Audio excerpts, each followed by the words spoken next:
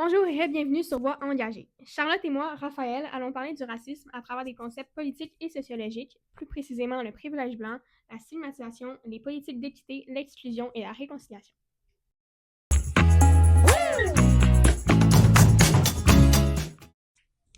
Nous allons débuter avec le concept de privilège blanc. C'est un concept qui désigne les avantages souvent invisibles dont bénéficient les personnes non racisées, simplement parce qu'elles ne sont pas confrontées aux mêmes obstacles que les personnes racisées. Ce privilège contribue à maintenir des inégalités et à perpétuer des discriminations, même sans intention malveillante.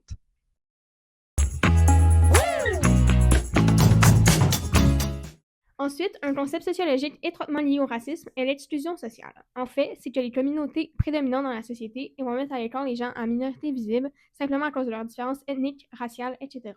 Par exemple, à l'école, les étudiants vont être portés à se tenir plus souvent avec des gens similaires à eux et exclure les autres. Par le fait même, l'exclusion sociale aura comme conséquence le sentiment d'exclusion. Le terme dit un peu ce qu'il signifie, mais c'est le fait de se sentir à l'écart de la société. Ce sentiment aura plusieurs impacts dans la vie des personnes exclues. Elle se verra ressentir une dévalorisation personnelle, un sentiment d'impuissance, de solitude, de l'anxiété, une possible dépression et des comportements perturbateurs comme la violence.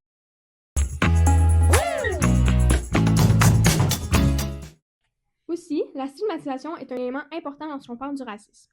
La stigmatisation est l'ensemble des préjugés ou croyances négatives que l'on a envers un groupe. Aussi, elle a un effet sur l'exclusion parce que les comportements ou paroles discriminatoires auront comme effet d'isoler la victime. De plus, les personnes qui affirment les préjugés vont de plus en plus croire en ceux-ci et donc, il y aura un renforcement du racisme.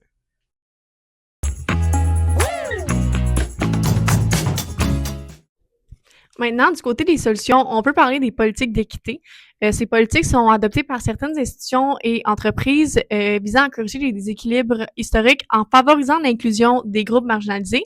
Avec ces politiques, on cherche une certaine confiance entre les communautés racisées et les institutions.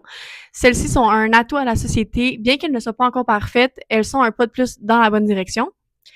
Les initiatives de réconciliation avec les peuples autochtones telles que le Plan d'action d'affaires mondial Canada illustrent également une volonté d'améliorer la situation. Toutefois, l'absence de coordination envers les divers paliers gouvernementaux et le manque de mesures contraignantes limitent grandement leur efficacité. Donc, c'était tout pour la vidéo d'aujourd'hui. Merci beaucoup d'avoir écouté la capsule et surtout, n'oubliez pas de vous abonner.